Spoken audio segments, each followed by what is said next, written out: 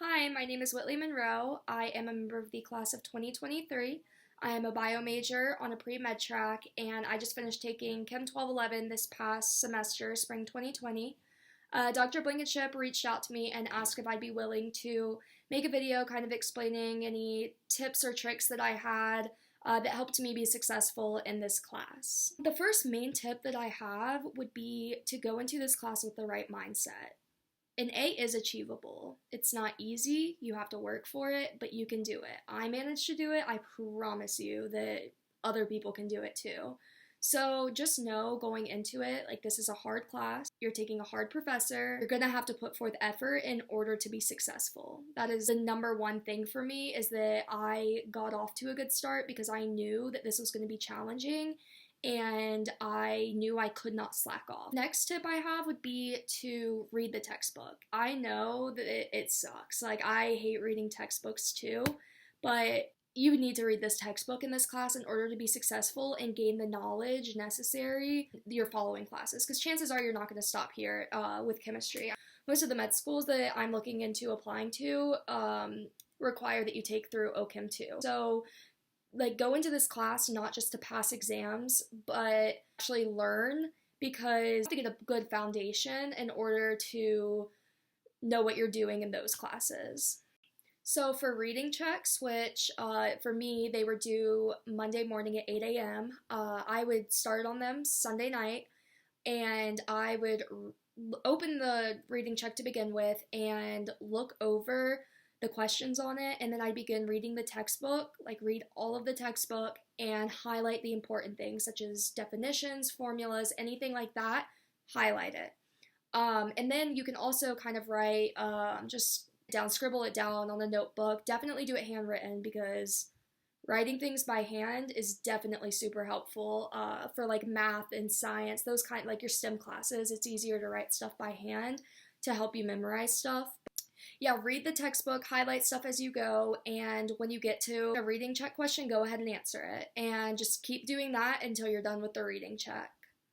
I will say the nice thing about the reading checks being due on Monday morning is that you can work super late Sunday night, and you don't have to worry about the 11:59 due date. You can work till 2 a.m. because for me personally, I do my best work late at night rather than in the morning, so it's super nice to kind of have that cushion that you don't have to get it done by Sunday night.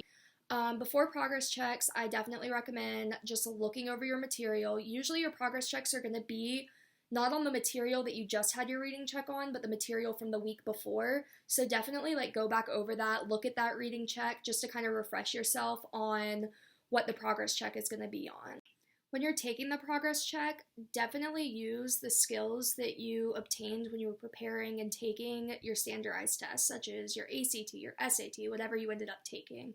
Because progress checks are timed, you have an hour to take them, and some of them you don't need the full hour, others you are rushing to get it done. So definitely use those skills, such as not staying too long on a certain question and skipping and going to the easier, the quicker ones first before you try to tackle the harder ones, because you really don't want to not be able to answer everything in a progress check. And with progress checks, do not be discouraged, because you will get a bad grade on some of them. If you get a bad grade, it doesn't mean you won't be able to get an A in the class. Obviously, you want to strive for a high grade, but for me, for example, I got a 45 or a 50 on one of them and still managed to get an A in the class. So it can be frustrating, because a lot of the times you will miss stuff because of sig figs and nitpicky stuff that the material, you're just not entering it into your computer correctly. So that can be frustrating, but do not let it discourage you. Dr. Blankenship ends up dropping 3 progress checks, but do not use those 3 drops to just skip them, because you want to be able to use your drops for your bad grades.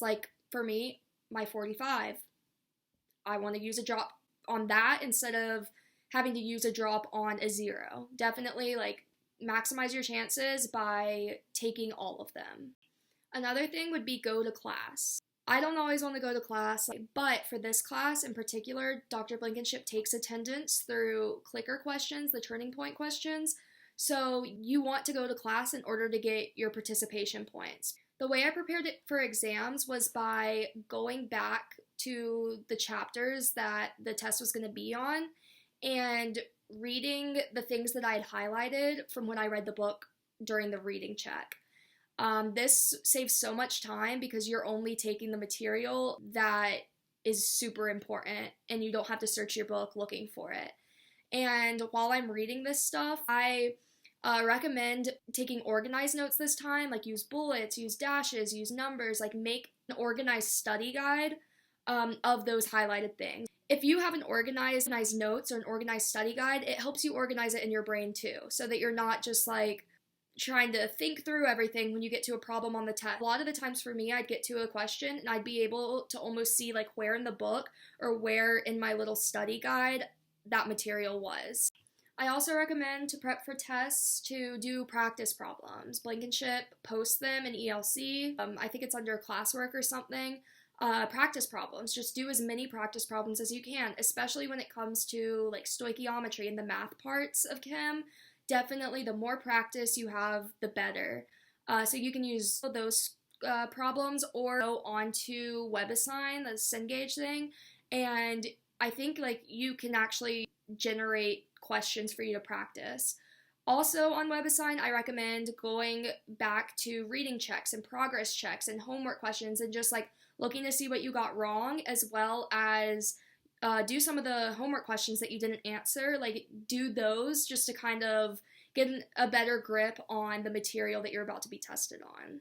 The last piece of advice I can offer would be to use this class as a test or an indicator to see what you're willing to do to pursue what you want to pursue. I did learn a ton about chemistry, but I didn't so much feel like how much does she know about chemistry. I felt more of it was like, is she willing to put forth the time and effort, and is she willing to learn the skills necessary to do well in this class and the future sim classes that await her. Like that was definitely something that I felt I was really tested on, because since I was willing to put forth that effort, I was able to do well in that class. And hopefully, like fingers crossed, like down the road, I will be able to put forth that effort and do well in Chem 1212, then OChem 1, OChem 2, like those kinds of classes.